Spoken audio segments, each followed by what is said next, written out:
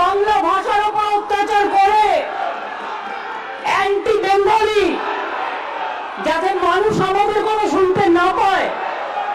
সেই জন্য আমি অনেকক্ষণ ধরে আমাদের রুলিং পার্টির মেম্বারদের শান্ত থাকতে বলেছি, কিন্তু মনে রাখবেন শান্তি রক্ষা করা দুপক্ষেরই কাজ, এক পক্ষের নয়। আপনারা মাননীয় অধ্যক্ষের কথা শুনুন, আমাদের কথা শুনবার প্রয়োজন নেই।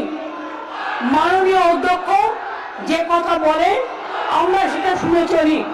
এই যে কাগজ ছুটছেন বিধানসভায়, এটা কিন্তু অনৈতিক, আনপার্লামেন্টারি, আনডেমোক্রেটিক। আর নেই দরকার আপনারা বলার কেউ নেই, ওটা মানুষ আপনাদের বলবে। আর নেই দরকার কেন্দ্রে বিজেপি সরকার, আর নেই দরকার মোদীর সরকার, আর নেই দরকার গুন্ডাদের সরকার, আর নেই দরকার অমিত শাহ সরকার। চোর চোর, বিজেপি চোর, বিজেপি চোর, মোদী চোর, ভোট চোর, ডেমোক্রেসি চোর, সব চোর। এদের কোনো নৈতিক কোনো অধিকার নেই কেন্দ্রীয় শাসন চালানো। আরে অপেক্ষা করুন, আর কিছুদিনের মধ্যেই যাবেন, তখন কোথায় যাবেন? কোথায় যাবেন? সবচেয়ে বড় চোর যাদের কণ্ঠে বেশি কথা, সবচেয়ে বড় চোর। প্রত্যেকের কথা আমরা জানি, বলছি না তাই ভদ্রতা করে। না না, ছ্যাঁচড়া দিয়ে তো তরকারি হয়, সে তরকারি তো তোমরা খাও, তরকারিকে কেন অপমান করবে? ছ্যাঁচড়া কথাটাকে আমরা ভালোবাসি, বাংলার লোকেরা আমরা ছ্যাঁচড়াকে ভালোবাসি। কিন্তু এদের মতো এত অপদার্থ, এত নির্লজ্জ, এত অসভ্য রাজনৈতিক দল আমি জীবনে দেখিনি। নিজে উল্টো পাল্টা বলে গেল হঠাৎ করে ফরেনার্স ট্রিব্যুনাল অ্যাক্টে। স্যার, এবার কিন্তু ওরা যখন বলবে, আমি বলে যাচ্ছি আমাদের বেঞ্চ কাউকে বলতে দেবে না, ওরা যখন বলবে আমি শান্ত হোক।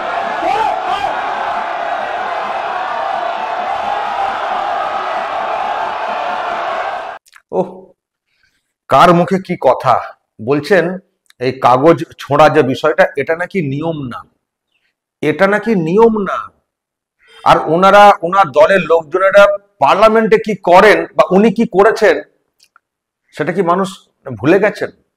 সেটা কি মানুষ ভুলে গেছেন? আর আপনি কি করেছেন বিধানসভাতে? কাগজ ছোঁড়া তো দূরের কথা, ভাঙচুর হয়েছে। আপনি সেখানে ছিলেন, যখন বিরোধী ছিলেন সেই সময় বিধানসভাতে ঢুকে কিভাবে ভাঙচুর করা হয়েছে, মানে রাজ্যের মানুষ, দেশের মানুষ কি ভুলে গেছেন? বলছেন কাগজ ছুটছেন কেন? আর দর্শক শুনলেন চোর চোর, কে কাকে চোর বলছেন? চতুর্দিকে চুরি জোচ্চুরি ধরা পড়ে গেছে, এখনো জানছে। আপনারা দেখছেন যে স্কুলে চাকরির ব্যাপারে কত কি প্রকাশ্যে চলে এসছে, চুরি দুর্নীতি। উনি আবার চিৎকার করছেন চোর চোর চোর চোর করে। এ তো বেশ মুশকিল, এ তো বেশ মুশকিল। সেই বাসে উঠে পকেট মার কেস, যে পকেট মারি করে সেও পকেট মার করে চিৎকার করে, তারপরে টুক করে নেমে পালায়। ঠিক ওই টাইপের হয়ে যাচ্ছে। বা আমাদের গ্রামেতেও আমরা দেখতাম যখন সন্ধ্যাবেলা চোর চোর করে মানে চিৎকার হতো, তো অনেকে দেখি চোর চোর করতে করতে মানে পালিয়ে যাচ্ছে, পরে দেখি যে যারা পালালো চোর চোর করে তারা চোরই ছিল। কে কাকে চোর বলছে? কে কাকে চোর বলছেন? হ্যাঁ, তো প্রমাণিত কারা চুরি করেছে, কারা চোর, মানে তো প্রমাণিত। তো হাত মানে নিজেদের স্বীকার করা, এসএসসি নিজের দাগিদের লিস্ট বের করেছে, চোর চোর করছেন। আর উনি আজকে বাজার গরম করতে এসেছিলেন, মানে ওই এদিকে তো চাকরি দুর্নীতি নিয়ে সব চিৎকার হচ্ছে, মিডিয়াতে খবর হচ্ছে, একটা বিরাট চাপও তৈরি হয়েছে। তো উনি এখন ডাইভার্ট করছেন বাংলা বাঙালি করে, আবার বিধানসভাতে লেকচার দিতে এসে। বাংলা বাঙালির কিছুই হয়নি, একটা নন ইস্যুকে ইস্যু তৈরি করা হচ্ছে, তার জন্য সব সিন ক্রিয়েট করা হচ্ছে। তো এখন যখন চাকরির দুর্নীতি নিয়ে এইসব চলছে, তখন উনি বিধানসভাতে এসেছিলেন, বক্তব্য রাখবেন, বিশেষ অধিবেশন, বিশেষ বক্তব্য। এর আগে দেখেছেন ব্রাত্য বসু বাংলা বাঙালি বলতে গিয়ে ভারতীয় সেনাকে অপমান করেছেন, পাকিস্তান সেনার সঙ্গে তুলনা করেছেন, অত্যাচারী সেনা হিসেবে ব্যাখ্যা করেছেন, সেটা নিয়ে তো প্রতিবাদ হয়েছে। তো মুখ্যমন্ত্রী আজকে আবার এসেছিলেন বাংলা বাঙালি এইসব নিয়ে কথা বলতে, আবার বলছিলেন আমি যাতে কথা বলতে না পারি সেই জন্য এইসব করা হচ্ছে। ও অদ্ভুত, সবকিছু গায়ের জোর, সবকিছুতে গায়ের জোর, সবকিছুকে ভুলভাল বলে চাপিয়ে দেওয়া, সবকিছুকে ভুলভাল বলে চাপিয়ে দেওয়া।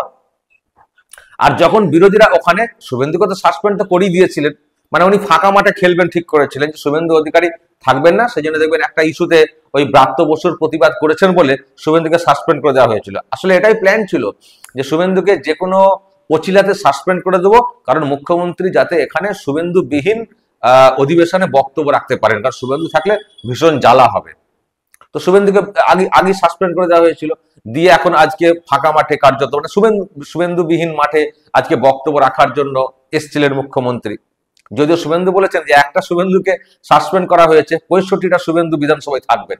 তো যারা ছিলেন তারা এমএলএরা, তারাও প্রতিবাদ করেছিলেন। শঙ্কর ঘোষ খুব জোরালো প্রতিবাদ করেছেন। তো আজকে শঙ্কর ঘোষকে প্রথমে আবার সাসপেন্ড করে দেওয়া হয়। আবার শুনছি অগ্নিমিত্রা চিৎকার করেছে, তাকেও সাসপেন্ড, মানে সাসপেন্ড এবার সাসপেন্ড, পুরো ফাঁকা মাঠে দিদি খেলবেন। দিদির গলার এত আওয়াজ, এত চিৎকার, তো ওদিকে যা হচ্ছে হোক না, তো চিৎকার করে যান না, খুব তো চিৎকার করেন, চোর তো খুব বলছিলেন, তো বক্তব্য বন্ধ করে চুপ করে গ্যাঁটে বসে রয়েছেন কেন? আর উনি বসে পড়তে উনার যেসব লোকজন একেবারে তো তেড়ে ফুড়ে নেমে সে একেবারে মারমুখী অবস্থা। এবং শঙ্কর ঘোষকে বের করার যে দৃশ্য দর্শক এসছে সোশ্যাল মিডিয়াতে, দেখুন শুভেন্দু অধিকারী কি পোস্ট করেছেন।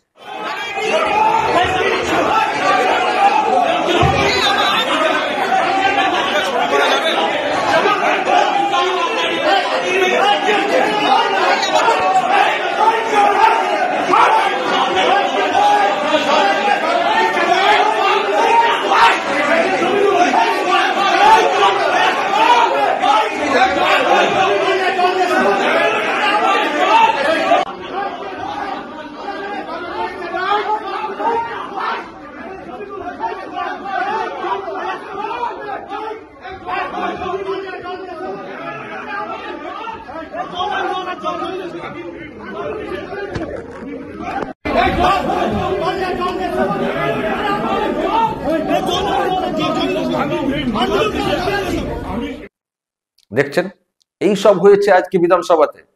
আমি যখন এই ভিডিও তৈরি করছি এখনো এক পার্ট বাকি হয়ে চলছে, আমি দর্শক আপনাদের সামনে আনলাম। আর কি নতুনত্ব দেখবেন, এই হচ্ছে বিধানসভা, তুমুল একটা পরিস্থিতি। তবে এটুকু বলতে হবে, আজকে বিজেপির এমএলএরা যেভাবে রুখে দাঁড়িয়েছেন এবং মুখ্যমন্ত্রী ওই রকম মানে মুখোয়ার মুখ্যমন্ত্রী দিনরাত চিৎকার করেন যিনি, তার মুখটাকে পর্যন্ত তালা বন্ধ করতে পেরেছেন আওয়াজটা, প্রতিবাদী আওয়াজটা তুলে বিজেপির এমএলএরা। এটা কিন্তু একটা দৃষ্টান্ত বলতে পারি যে মুখ্যমন্ত্রী চুপ করে বসতে বাধ্য হয়েছেন, বক্তব্য রাখতে পারেননি, তাকে ভুলভাল বক্তব্য রাখতে দেওয়া হয়নি, বাধা তাদের মতো করে দেওয়ার চেষ্টা করেছেন বিজেপি এমএলএরা।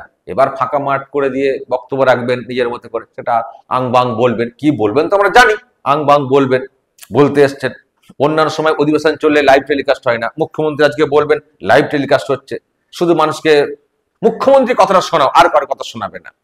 আর এত চিৎকার চেঁচামেচি হচ্ছে, শঙ্কর ঘোষ থেকে শুরু করে অন্যদেরকে বের করে দেওয়া হচ্ছে, সেখানে কোনো ক্যামেরা নেই, সেখানকার ক্যামেরার ছবি টবি কিচ্ছু বাইরে আসছে না। শুভেন্দু অধিকারী এটা পোস্ট করেছিল বলে আমরা দেখতে পেলাম। ওখানকার লাইভ টেলিকাস্টে কিছু নেই, শুধু মুখ্যমন্ত্রীর মুখ, শুধু মুখ্যমন্ত্রীর মুখ। আর ওদের এমএলএদের কিছু দেখানো হচ্ছিল রিয়াকশন স্বরূপ। আর কতদিন চলবে এসব, আর কতদিন চলবে? বিধানসভাটা তো কোনোদিন ভালোভাবে চলতে দেখলাম না। পার্লামেন্টেও প্রতিবাদ হয়, কিন্তু সেখানেও তবু পার্লামেন্ট চলে, চালানো হয়, যারা বিরোধী তাদেরকে জায়গা দেওয়া হয়, কথা বলতে দেওয়া হয়। এখানে কিছুই দেওয়া হয় না, এটা কিছুই দেওয়া না। কোনোদিন বিধানসভাটা ভালোভাবে চললো না। তো কি গণতন্ত্র আপনি ফিরিয়ে আনলেন তাহলে?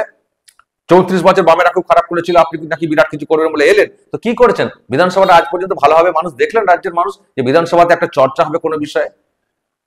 আর চর্চার মতো জিনিস তো নিতে হবে, তবে তো মানুষ চর্চার মধ্যে অংশ নেবেন। এইসব উল্টোপাল্টা বাংলা বাঙালি কি স্যার, কোথায় বাংলা বাঙালি এত অত্যাচার হচ্ছে? আপনি ভোট রাজনীতি করার জন্য এসব সেন্টিমেন্ট ক্রিয়েট করছেন, আর তাতে অন্যদেরকে সহযোগিতা করতে হবে, ভুলভাল বক্তব্য বসে বসে শুনতে হবে। ফালতু সব। দর্শক বলবেন আপনারা যা বলার, এবং নজর রাখবেন আরামবাগ টিভিতে।